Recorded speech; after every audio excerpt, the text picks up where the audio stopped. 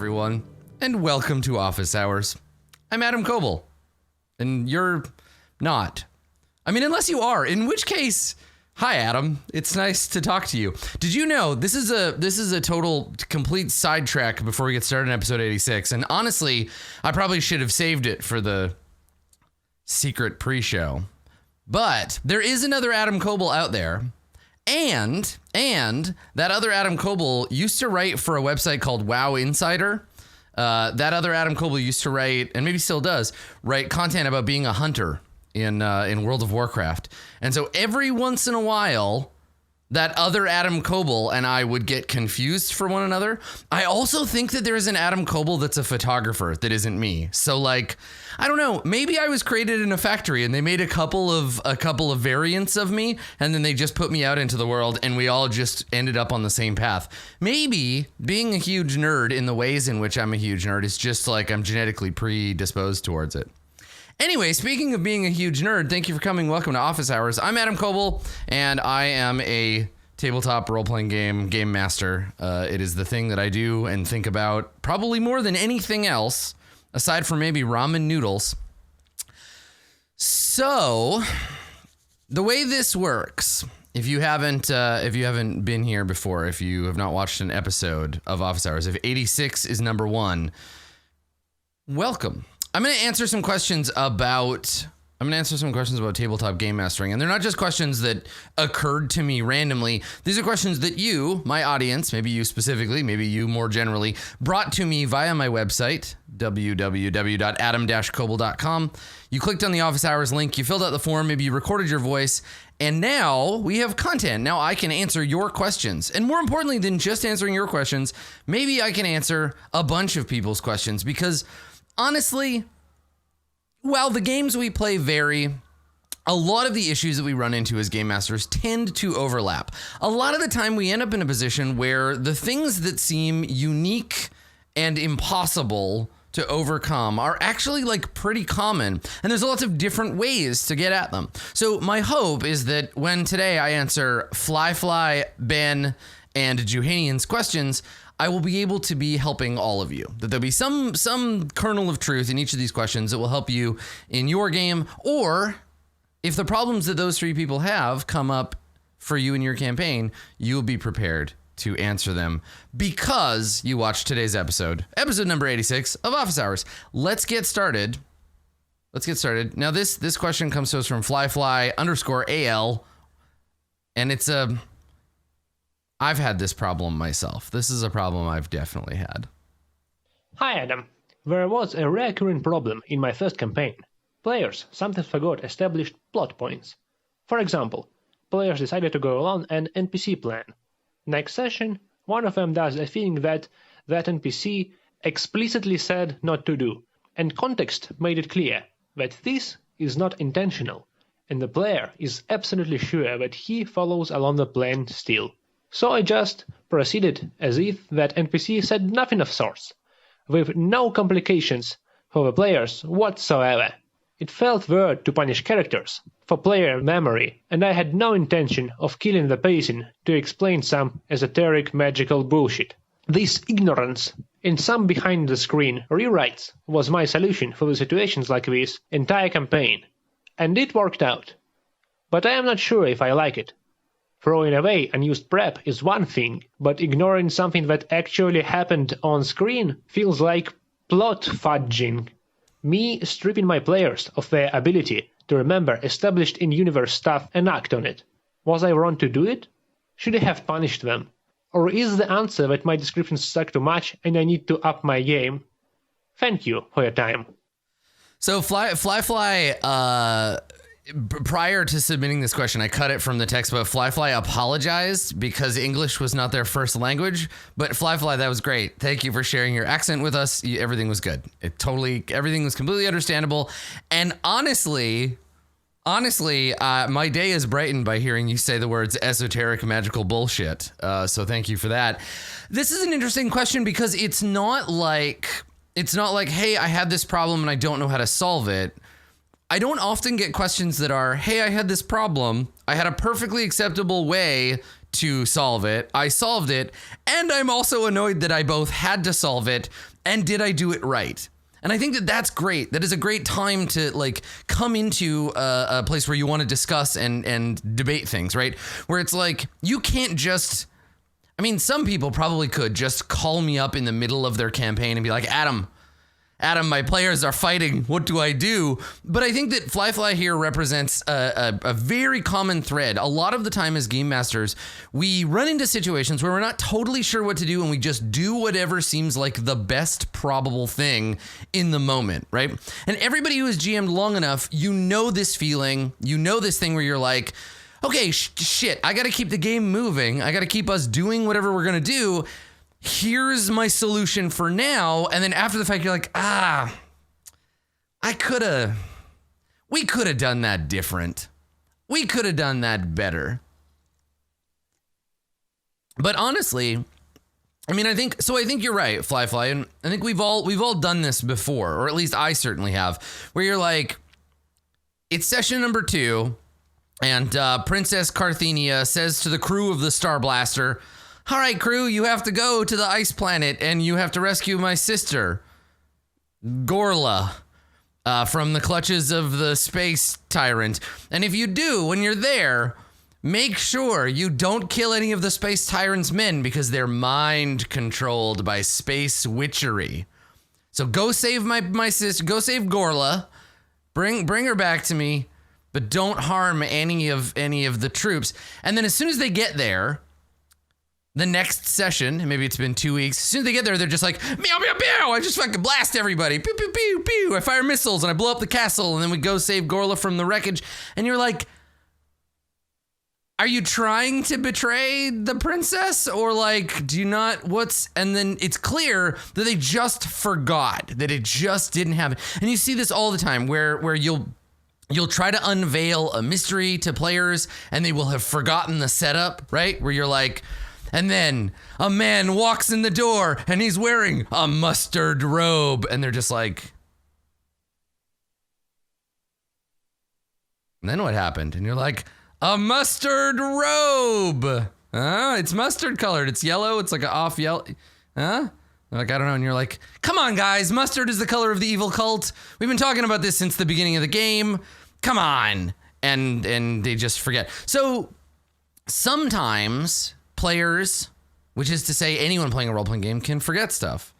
I do this all the time, right? I mean, you play a game long enough and you do enough stuff that eventually somebody's going to forget a salient detail. And honestly, I've done it, right? If you've ever watched Court of Swords or Far Verona or any of the shows that I've GM'd, you'll see me do it. Every once in a while, I'll be like, I can't remember the voice I did for this character, or I can't remember the color of their hair, or like literally any number of other little things about them. And for the most part, because I have access to such a clear and obvious record, I do that less, and chat is there to help me with these things. But, you know, I do it too. Everybody does this. You forget the little details because you can't write notes and play the game at the same time. Sometimes things get forgotten. And I think Fly did what needed doing. I think you moved along, right?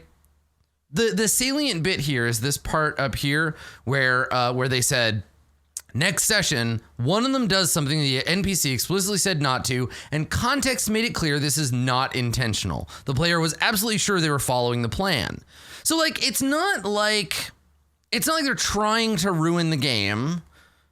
It's not like they're actively betraying this NPC, so you can't be like, okay, well, you killed everyone on the ice planet, and you came home, and the princess is like, why did you do that? I warned you. And then you have that awkward thing where you're like, fuck, I forgot, and my characters didn't forget. So what you can do is just make reality, right? This is the paving over the bumps solution. I think that it's probably the solution that I would go with. I think it's a totally normal response to the characters messing something up, and we just retcon it. It's the retcon.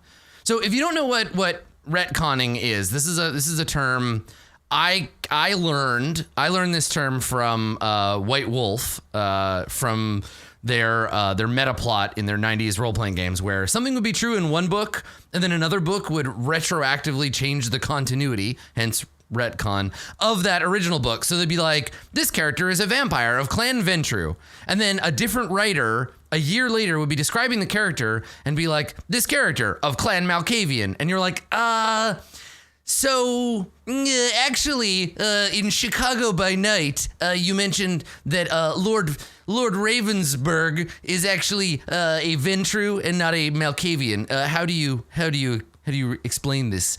And it's like, well, like different people write stuff and people forget things, and sometimes retroactive continuity is just a solution. It's just a way to solve that problem. To be like, you know what? Obviously, we all kind of forgot in the moment, or you forgot, and this is cool, and we're fine. Don't worry about it. We'll just assume that the princess was misinformed, or we'll assume that that never happened. She never told you that. It isn't true anymore. We can do that. We can retcon it. But I think you're right. It does feel bad, I guess, for lack of a better word. It feels bad. It feels bad to have to retcon stuff. I think, you know, I've done this actively, you know, with like members of the guild. There was an episode of Far Verona that nobody felt good about. It wasn't about forgetting something, but nobody felt good about the way it ended. Somebody misinterpreted something and took an action that separated the characters in a way that didn't feel like fun or good. And so we found an in-universe way to retcon that, but we didn't necessarily need to. We could have just said, you know what, let's just do a do-over. I think when you notice that happening, you can, if you want, just let things roll along and not interrupt, right? Like you said, you have no intention of killing the pacing to explain some esoteric magical bullshit, because that can feel like a problem too, right? Where you're like, I know everybody is having fun. I know everybody's having a really great time and the scene is really fun. We're all engaged and everyone's like doing a really great job, but let's all just pause a moment so that I can explain how you forgot this thing from the last episode. Basically, what Fly has done is replaced canon reality, which is the thing that is true in the narrative that has already been said, replacing that canon with a new version of it, right? It's like if you say a character is a half-elf, and then everyone just refers to that character as an elf for so long that they forget that they were a half-elf in the first place. You can just say that's fine. They were an elf all along. It doesn't really matter. But that's tough when you want to stick to continuity. I think that persistence and continuity are really important. I think they're really important for games, and I think that it is important to maintain that stuff. And sometimes, just because a character or a player forgets something doesn't mean that their character would, or that it should be forgotten. So I think, first of all, to answer your real question, to get right down to that, no, I don't think you were wrong, Fly. I think that's fine. I think that's totally fine. I think you did what you needed to do in the moment, and you feel a bit weird about it after the fact, but it's fine. It's a rewrite. It's a retcon. You moved on and kept the game going, right? So you're not wrong. There are a bunch of different ways to handle this, and that was one of them. Obviously, you're not vibing with that solution. So we're here to talk about other things you could have done, or why maybe you felt that way. Should you have punished them? No. No. You were right in not punishing them. Dungeon masters, game masters, storytellers, and hollyhock gods, we should not be punishing anyone for anything. We're not that kind of dungeon master. If you want to talk about being that kind of dungeon master, tune in to an episode of Hot for Teacher. We could talk about it then. But this is not that kind of thing. You're not here to punish them. Way too much advice is to do that, right? Way too much advice is punish your players, teach them with cruelty. I don't believe in that. I think being cruel to your players' characters is great. I think you should really like turn the screws on them if that's the kind of game you're playing, but don't punish players for forgetting stuff, right? It's not very nice. And it's not your job. I will definitely say this. I promise you, Fly. Now, I don't care that I have never heard you describe anything. I do not care how you delivered that information. It's not your fault. You don't suck. You should up your game, because we should all be upping our game all the time, because that's fun. Being better at the thing is good, but it's not your fault. It's not like you didn't describe this mission properly. It's just that people forget things sometimes. So how do we solve this problem? So I think that there's two ways to solve it, right? I think that you could take a page from Mouse Guard, you could take a page from Torchbearer, and you could have a player deliver each session, have a player deliver a recap, right? Be like, so, Dave, it's your turn to tell us what happened last session. And Dave can then explain what happened in the last episode and tell us all about all the cool things that Dave's character did with a sword. And we can all kind of nod and be like, yes, we all remember that, and, you know, chip in. But mostly it's Dave's job that session to tell us the story. And maybe Dave starts with inspiration or get some experience for doing that. And then you change the person who does that every single episode or session, so that everybody knows that it'll eventually be their turn, and they can do the thing. And it's totally okay for them to volunteer too. Like if I say to Dave, what happened last session? It's your turn to do the recap. Dave might say, you know what? It was late. I was under caffeinated. I didn't really get all the details. Did somebody else take better notes? Can somebody else take this week? Don't make it a chore. Make it something that we all share doing together, and we fill in the gaps and we do the recap, but somebody is responsible for it and they get a special reward, because that's fun. It's nice to be able to be responsible for that stuff. Obviously for me, if I need a detail, if I forget stuff, I can dig into a grand and vast record, including the whole session itself. But more than that, I have the filter of chat, right? I have the filter of chat and of fans watching those things. But I would say that if your group is having memory problems, find somebody who's interested in writing down little notes. Find a notes person, right? Have somebody in your group who is comfortable taking notes while they play, and have them do that, or just record it. Record the session on your phone so that you can go over it later. But honestly, the idea here is to have someone or the group responsible for remembering salient details and keeping that detail available somewhere for everyone to look at, right? Have a Google Doc, have a wiki. There are a bunch of different tools. Roll20 has one built in, but have somebody maintain that stuff, right? In Court of Swords, very early on, JP volunteered to manage the quest log. Right? JP was like, whenever we get a quest, whenever anybody any NPC wants something, I'm going to make a note in our notes.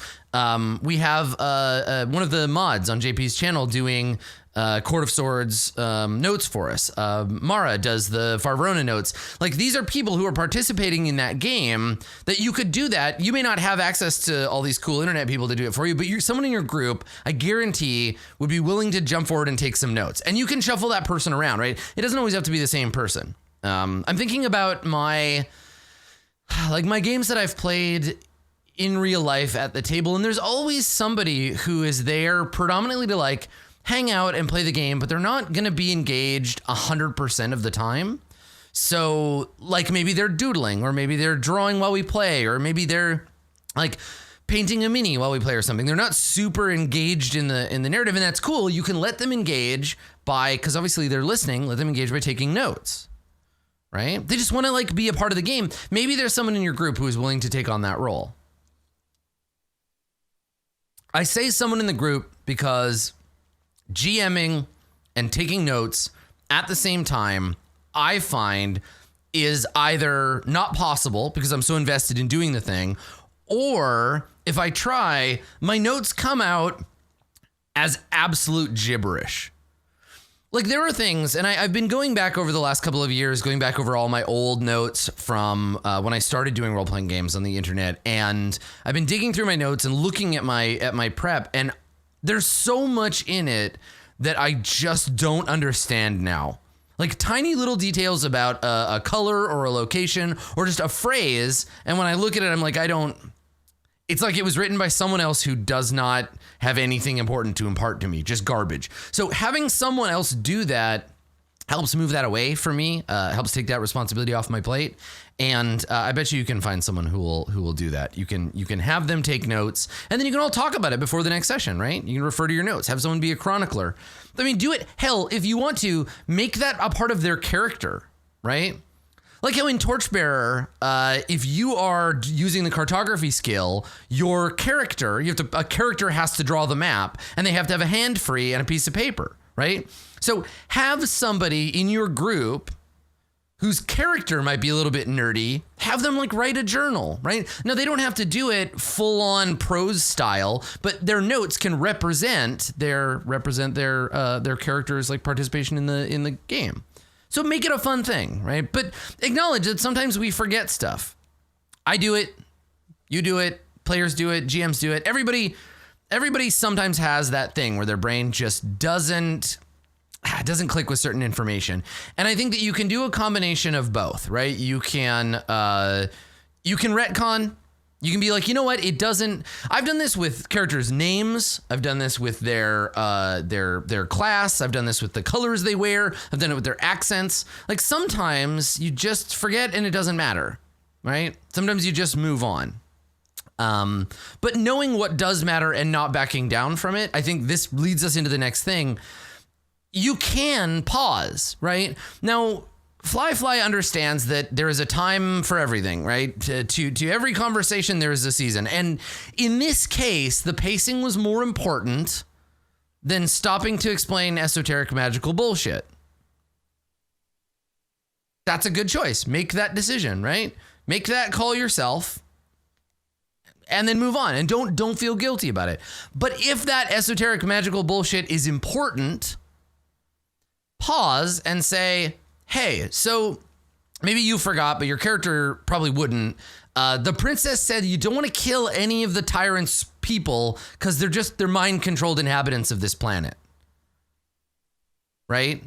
Like, I think that you can just stop and be like, yo, just hang on a second. So this only happened to Berg 10 minutes ago, but it happened to Max 3 weeks ago. So Berg would probably remember, even though he's dumb as a rug, Berg would probably remember that the people that live in this village, they're shapeshifters. You would have remembered that. Someone warned you that these are secret lizard people.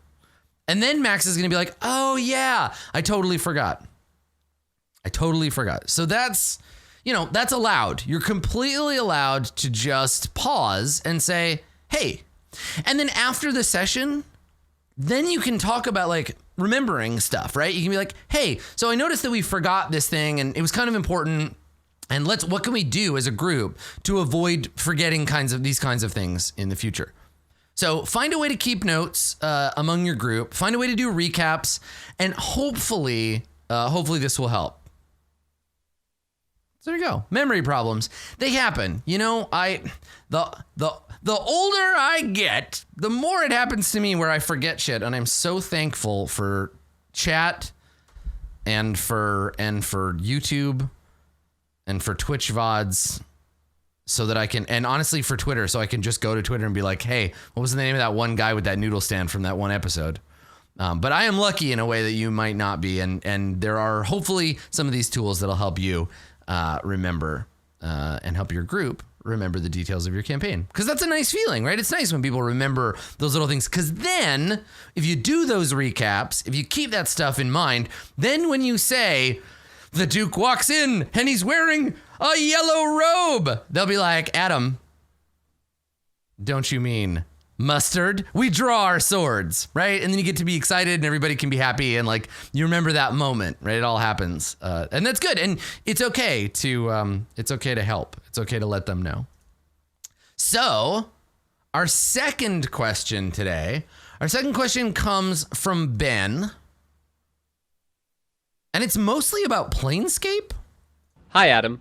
Your comments about how Blades in the Dark and Fate Accelerated would be good matches for Waterdeep Dragon Heist got me thinking about why I've been having such a hard time planning out a Planescape campaign in 5e. The things D&D does well seem to go directly against the things Planescape does well, and vice versa. For a campaign setting so heavily based around a character's alignment and beliefs, even more so than we're seeing with Ravnica right now, there doesn't seem to be much mechanical support for any of the kinds of ideological conflict that defines the world and the game. And I'm hesitant to take this out of D&D at the same time because I don't want to shift to a lower-powered system, necessarily, since the setting is also partially about dungeon crawls inside the skulls of dead gods and fighting off hordes of demons in the depths of the Nine Hells. Burning Wheel and Dungeon World both come up a lot on your channel, and I've read through the rulebooks, but I've never played either of them, and I'm not sure what the strengths and weaknesses of each would be if I were to try and adapt my idea of a Planescape game to those systems. So what do you think the pros and cons list might look like, and is there some other system that you know about that you think would be a good fit? Ah, yes. Setting doesn't match the system. My goodness, how many of these games do we have, right? Like how many of these games out there are there where the setting is great and the system just doesn't do like just fuck all to make it work, right? How many of these games are just going played because we have to, right? How many of them are like, well, I want to play in this world. I love its intellectual property, but like, ugh, God, the system just sucks, right? How many of those games are there? There are many. There are a lot. And I think that less and less and less over time, this is becoming the case. I look to games like, and God bless you, John Harper. God bless you for making Blades in the Dark. Blades in the Dark is the opposite of Shadowrun. Blades in the Dark is the opposite of Vampire. The setting and the mechanisms of the game are so neatly tied together that it makes things like this problem feel so outmoded and janky, right? It feels like I'm just so glad we live in a different era, mostly. But then sometimes things come along like Waterdeep Dragon Heist, or things like Planescape, or Mystara, or Ravenloft, and we're like, okay, great. So it's a setting for a game, and so it should theoretically work, right? But it kind of doesn't, because the game wants one thing and the setting is it's polar opposite. So this is why I have a really hard time with, for example, Ravenloft, right?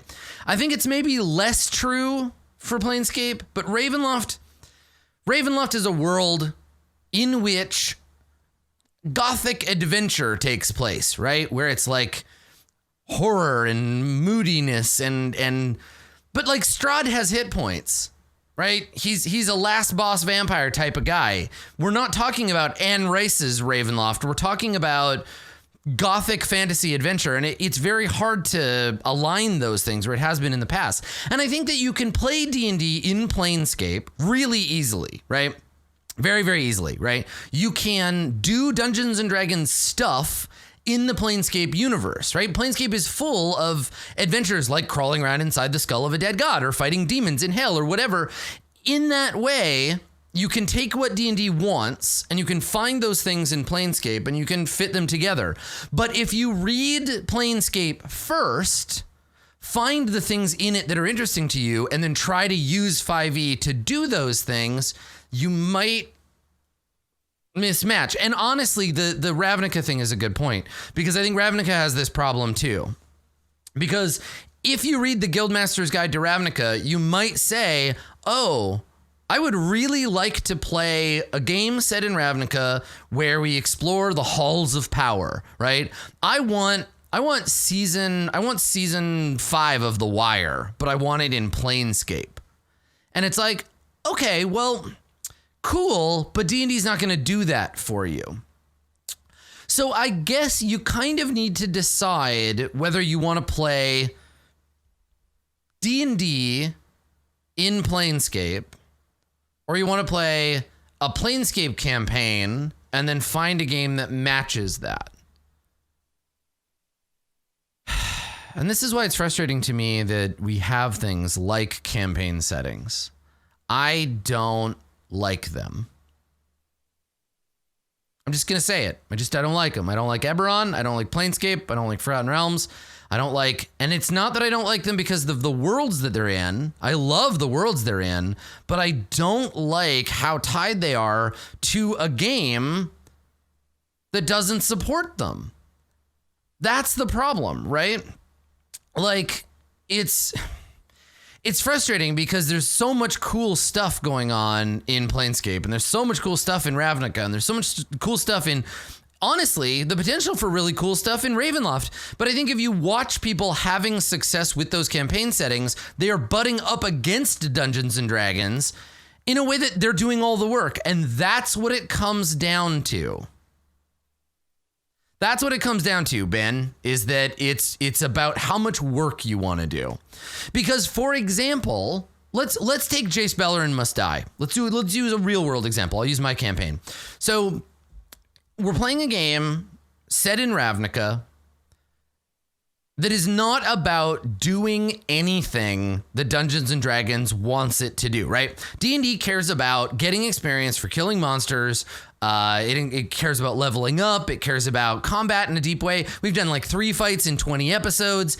We just don't care about that stuff. And it's the Mirror Shade situation all over again, where we love the setting, we love the characters, but the system is just there to occasionally step in and help us resolve conflict. We could be doing it with like rock, paper, scissors, honestly. Like, it's not like the game is bringing much to the table. The fact that Vinegar is a sorcerer, kind of irrelevant. Right? It's not a big deal to the game, and the D&D stuff that's attached to Jace Beleren Must Die is attached very loosely to the point where we've had to change the reward structure so the characters can actually progress in the game.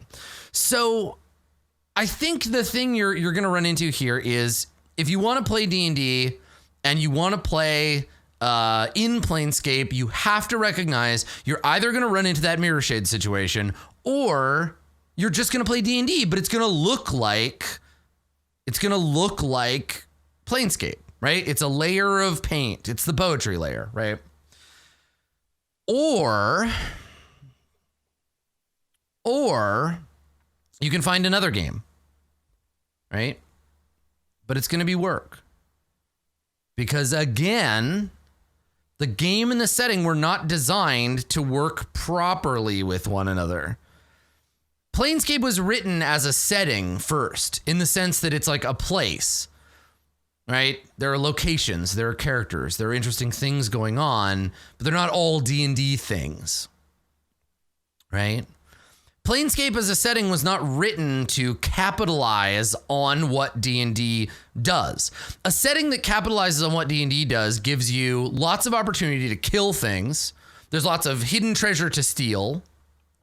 There are lots and lots of opportunities for fighting, and you're going to be in constant martial danger. That's a setting that will grab what D&D does and make it happen, right? If you look at like Steven's setting for the West Marches, right? If you look at the West Marches, it was designed explicitly to be a Dungeons and Dragons setting. It wasn't designed to, I don't know, set the stage for somebody's own drama depending on how they liked it, right? I think there's a lot of cool stuff, but you really have to do your own thing if you want to leverage anything that is in D&D. So let's talk about other systems, right? How do we take a setting? Let's say, and this isn't just true of Planescape. This is true of Planescape, but it's also true of Shadowrun or Vampire or whatever, Ravnica. If you really like a setting and you want to play something that reflects the setting's universe mechanically, you're either going to need to find a game that already does that somehow, or you're going to need to bend some other game to your purpose, right?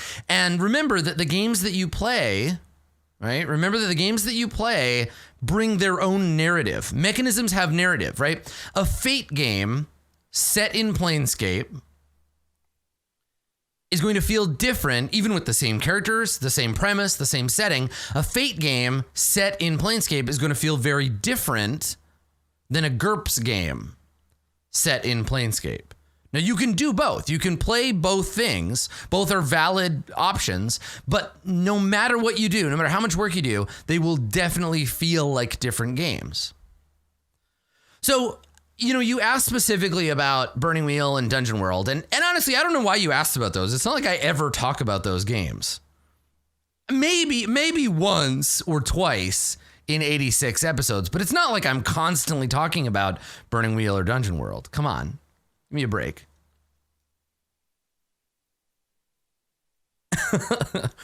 So, if you want to do a Planescape game that retains some of that high-powered gonzo crawling around in a dead god's skull thing, Burning Wheel is not. No, don't. Planescape and Burning Wheel don't.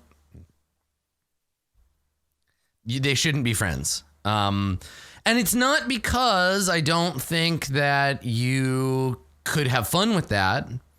It's just that Burning Wheel is It's so much work. You would have to redesign Burning Wheel to incorporate the implied setting of Planescape into it. Otherwise, you could play, I guess, theoretically, you could play a bunch of like French peasants who got transported into Planescape. You could do portal fantasy from the world that Burning Wheel already implies that it has, right? This Tolkien-esque kind of elves and dwarves and orcs thing. And then you could have them portal fantasy into Planescape. Or for the weebs in our audience, isekai. Portal fantasy first. But you could do that, I guess. But you as the GM would still have to do all the work to make NPCs and characters and systems that feel like Planescape. That would be a lot of work for you. A lot of work, right? Because Burning Wheel has built into it has its own setting, and you can't really just sever that setting completely. You can't. That's not how this game works. Burning Wheel is built the way it's built, and while I love it, it's not the right system for what I think you're trying to do. Now, Dungeon World is much more likely to play well with Planescape. And I will say this, if you're interested in seeing what other people have already done, look up, there's a supplement that we released as part of the Kickstarter. It should be out there floating around. There is a supplement for World of Dungeons called the Planar's Codex. Planar's Codex. It's just a little chapbook about a Planescape-inspired setting that uses the base stuff of World of Dungeons and allows you to customize your characters in a deep way. Now, my suggestion for Dungeon World is if the first time you are ever playing it, you want to go Planescape, you might want to hold off, because if I were to use Dungeon World to play a Planescape game, I would want to sit down with the players and give them more freedom than the base Dungeon World game does, right? Basically, Dungeon World gives you a set of tropes that are pretty familiar to anyone playing Dungeons and Dragons, and just gives you those things preset, right? Pre-built into the game.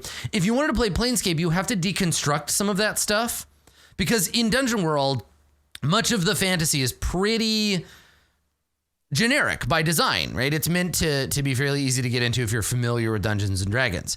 If you were to play Dungeon World and set it in Planescape, you want to give people the ability to play things like Barrier or Modrons or Githzerai or Floating Skulls with a bad attitude or Amnesiac Fighter, Thief, Wizard, Clerics. You want to give everybody the ability to, because this is the thing about Planescape, the core tenet of Planescape, which is true of Ravnica as well, is cosmopolitanism. There are a lot of different kinds of people that live in Sigil, and I don't care who you are. I don't care what you did. It's pronounced Sigil, and I don't care.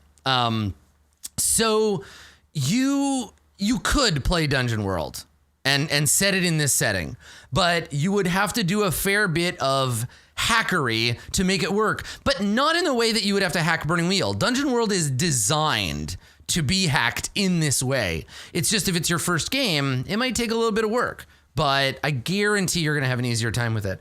I think the thing is, and this is what I would suggest to you, Ben. Ben, this is my truest advice. If you have a setting that you love, and maybe it is attached to a game that you do not love, take that game and don't play with it. Just throw it out. Look at the setting. And honestly, just like make a list of the things that you love about it, right? Do you love the fact that it's character belief driven? Do you love the faction stuff? Do you love the cosmopolitan nature of it? Do you love how like kitchen sinky the setting is? Do you love that everything in it is sepia? Like, what do you love about Planescape? Make a list and then go out and find a game that will allow you to engage with those things, right? Go out there and find a game that will check as many of those boxes as possible. Think about tone. Think about themes, right? Because again, Fate, GURPS, Savage Worlds, they're all generic systems, but they feel different, right? But no matter what, you're going to have to do some work. And I think that don't know. I think that's good. I think it's cool. I think that if you're the kind of person, Ben, who likes to hack and modify and adjust a game, then this could represent a fun project for you. But if you're looking to just like ease your way into something, this is the problem with non-agnostic settings, especially old D&D settings. They just don't match the game world very well. And that's just how it is. But who knows? Maybe this is the beginning of an exciting career as a game designer for you, right?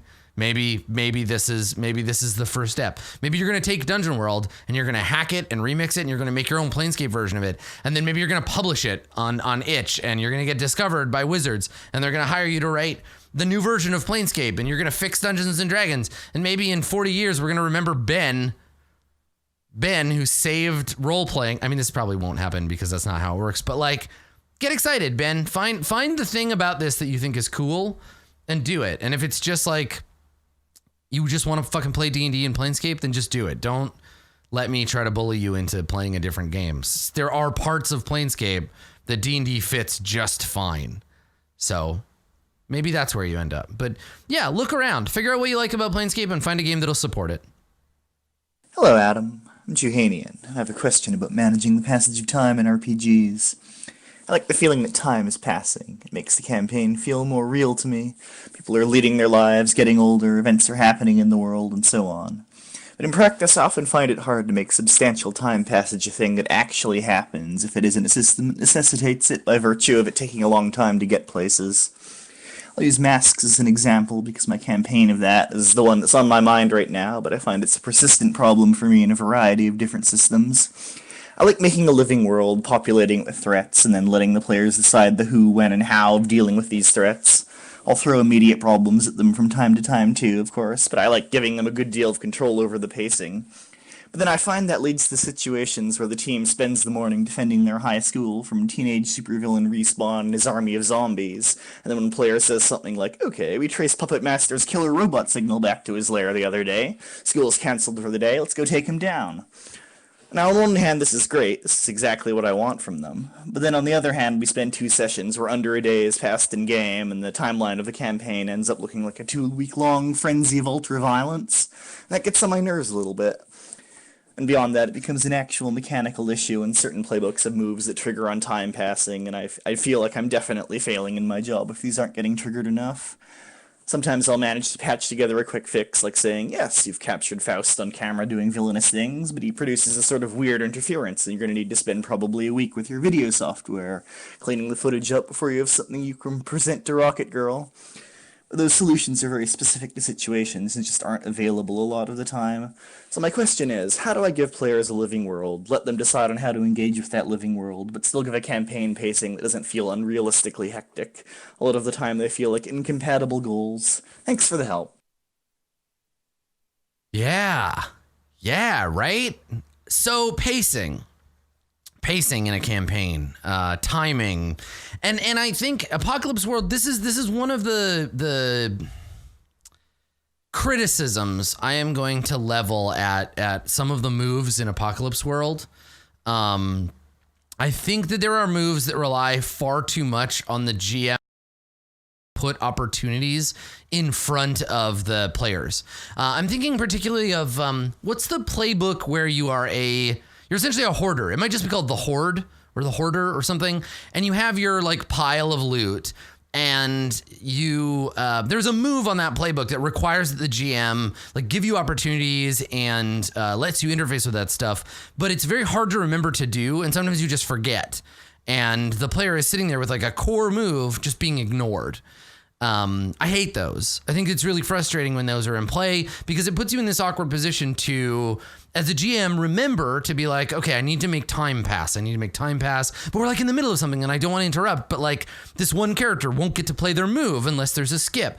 So like, you're stuck, and then the player is also stuck because they don't want to be like, excuse me, to trigger my move, we need to move ahead a month. Can we please have like a break? And all the other players are like, yeah, but we're having a really fun time, like bashing stuff up and like focusing on the moment. I love games that mechanize this stuff in phases. I love Torchbearer. I love Mouseguard. I love Blades. I love this, like, Dogs in the Vineyard does this. I love this, like, we do the thing, and when the thing is done, we stop, we do a different thing, then we stop, then we go back to the first thing, and there are phases of play. I love this.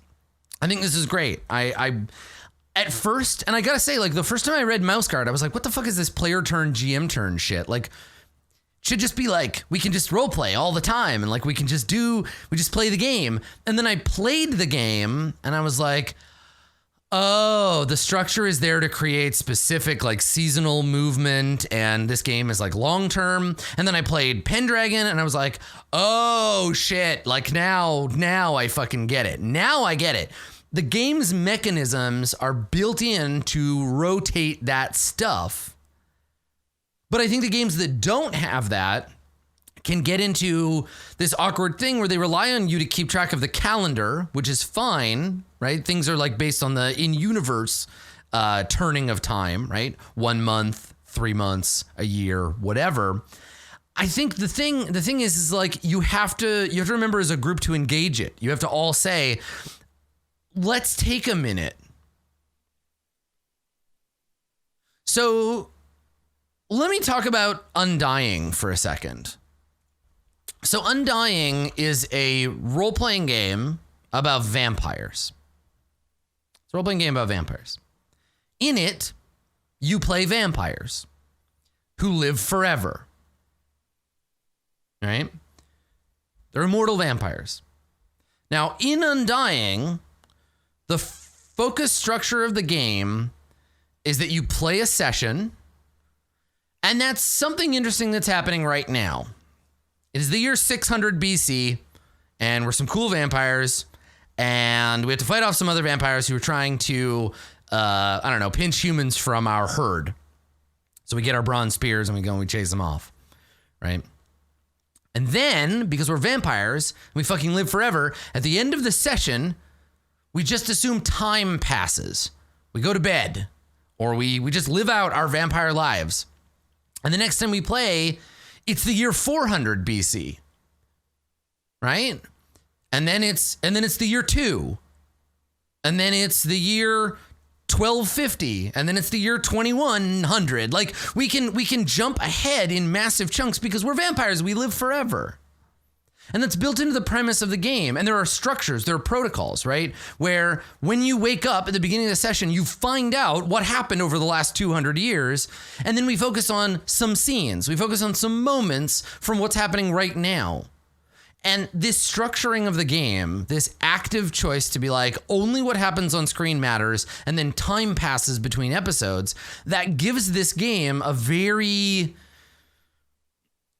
like open feeling. Right? You can really breathe.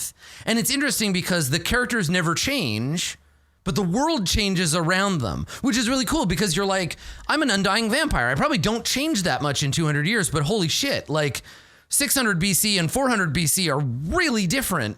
So now we have to deal with this world changing very quickly, but we are still the same. And it does this neat thing on the player level where for you, 600 BC was last week, but for your characters, it was 200 years ago, but you're still playing your character in that short time frame. And so your character's life tends to blur together. You play 10 sessions, it covers 2,000 years. And the characters have this kind of lag, right? Where they're like, I'm having a hard time adapting because last session there were no guns. And this session, now everyone has guns. Like, what is a musket? What is going on? I'm a vampire. So that game, Undying, does this because it's built into the characters' like structures. So what I think you could very easily do with Masks or with any other game is find a way to structure that stuff, right? Talk about do it in seasons, right? Do it in a structural sense, right? Because these characters, they're high school kids, right? It's Masks, they're high school kids. You have a structure now. You have the school year. You have semesters. You have summer break. You have spring break. You have dances. You have events to break up their life and to say, this happens. and then you do school for a couple of weeks, right? And nothing happens again until the next event. It gives them some room. Now, that can be hard when you're balancing against something like fronts, right? Because that kind of, the GM moves time forward versus, like, if I were doing this in a game that I run, if I were to say, okay, so the Necromancer King's army is taking over the Court of Swords. The primordial cults are starting to rise in the east. What are you going to do? And they're like, all right, well, we've got to deal with all these spinning plates. We're going to go after the Necromancer King, and we're going to kill him as fast as we can before we go back and deal with the primordial cult. And then I say, okay, well, 6 weeks passes.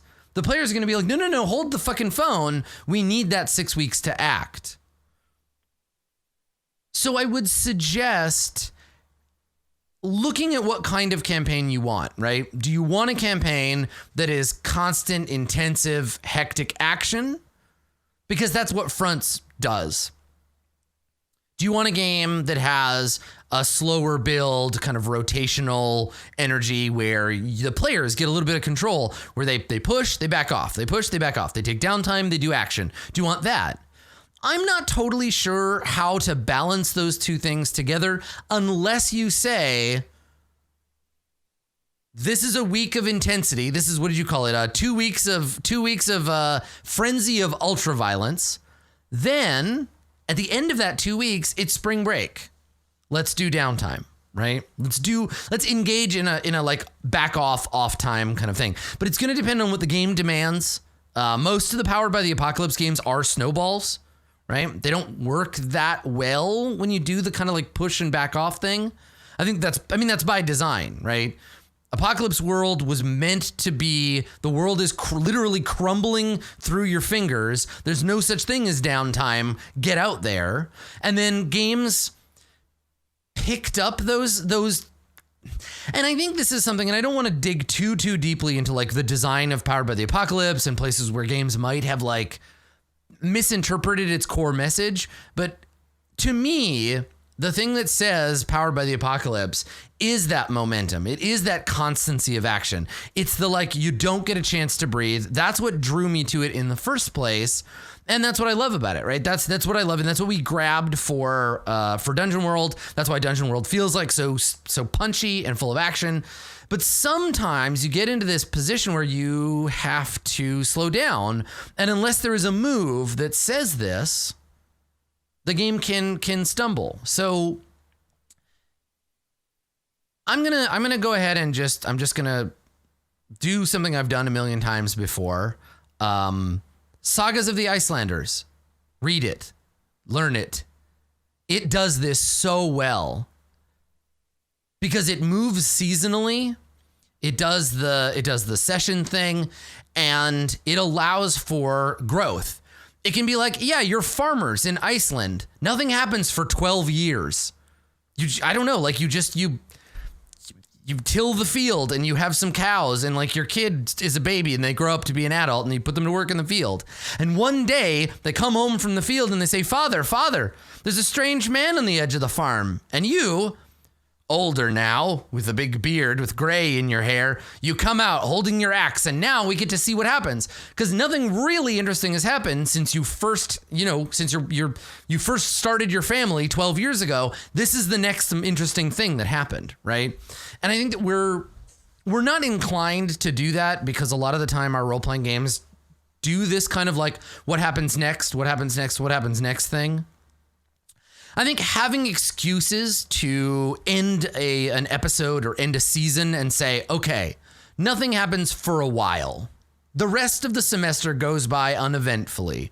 I think that with a superhero arc, with a superhero game, these arcs are defined by the villain, right? When they defeat Respawn and his army of zombies, give them a break, right? Say, all right, you defeated Respawn. Everybody has a pep rally. The whole school is really excited for you. Laser Boy and Fungus Girl, you did it. They're really proud of you. And for the next 3 weeks, there are posters of you up in the school, and everybody celebrates School Freedom Day from when you defeated Respawn and his army of zombies. what are you going to do during those 3 weeks, right? And then you can say, oh, cool. Well, I have a move that activates with downtime, or like we're going to meet with our sidekick who got put in the hospital, and we're going to like renew that relationship. And like, that's fine, right? So like you do that. You just give them a break to celebrate their success.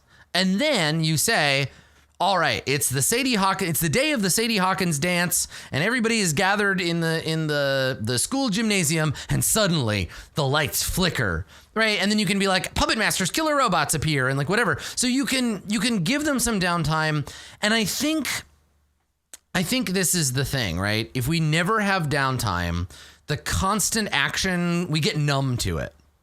Look at games like, or look at fiction like, look at Buffy. Buffy the Vampire Slayer does such a good job of this. There are several episodes where the characters are like, this is weird, nothing is going on, what do we do? And then they have to confront their relationships.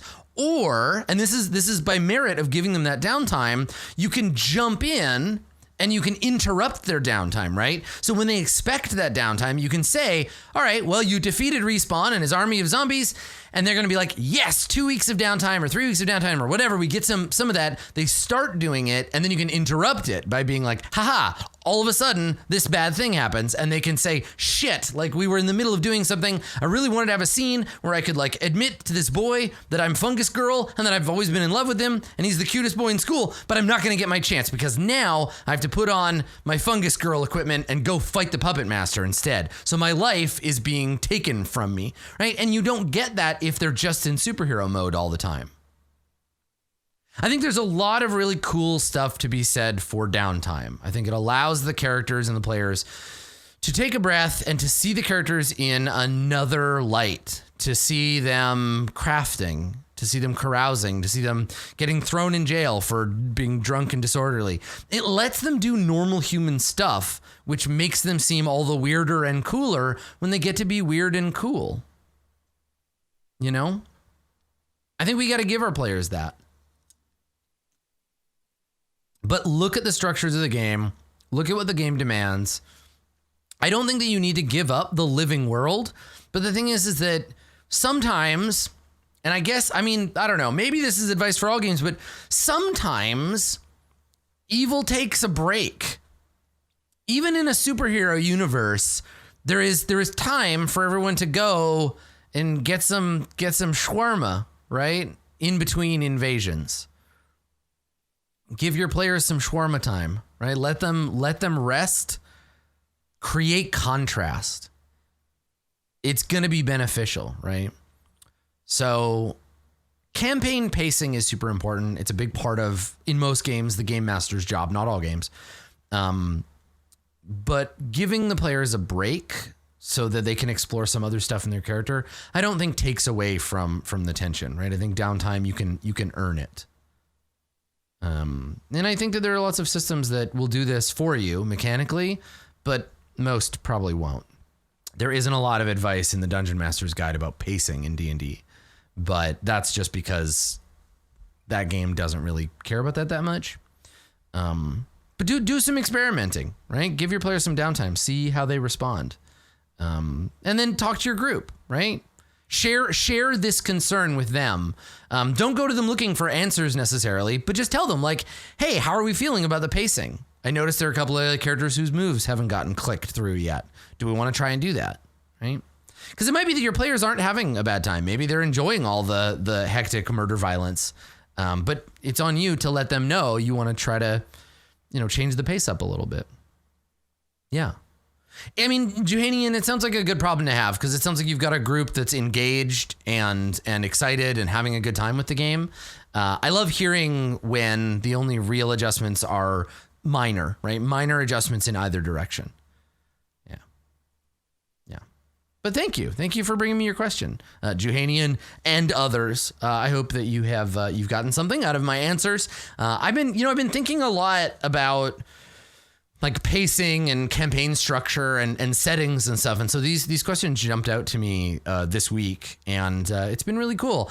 One thing that I love about Office Hours, and I'm sure that I mentioned this before, one thing I love about it is that I think that it's making me a better game master, right? every time I do an episode, I'm forced to sit down and look at these questions and think to myself, okay, if I were having this problem, how would I solve it? What would I do? It gives me an excuse to examine my own game mastering and notice places where I'm like, yeah, I could do more of that. And that's really cool. So from a personal perspective, thank you for submitting it. And I hope that even if these aren't your questions, that you're listening to it and you're thinking, hey, yeah, maybe I should talk to my players about downtime. You know, if nothing else, if you take nothing else away from this episode, it's go and read Sagas of the Icelanders. Seriously, I've said it before, I'll say it again. It's a brilliantly designed game. It does things that no other Powered by the Apocalypse game has done. And I think that it flies under the radar, right? Everybody knows about Apocalypse World and Dungeon World and Monster Hearts, but not that many people know about Undying or Sagas of the Icelanders. They're cool and weird. Go and check them out. They do some neat things with time. And hey, maybe you can mix them together. You could play Icelandic vampires.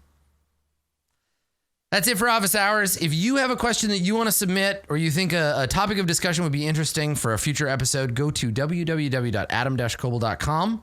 Click on the Office Hours link, fill out the form, record your voice, please. I love hearing you speak.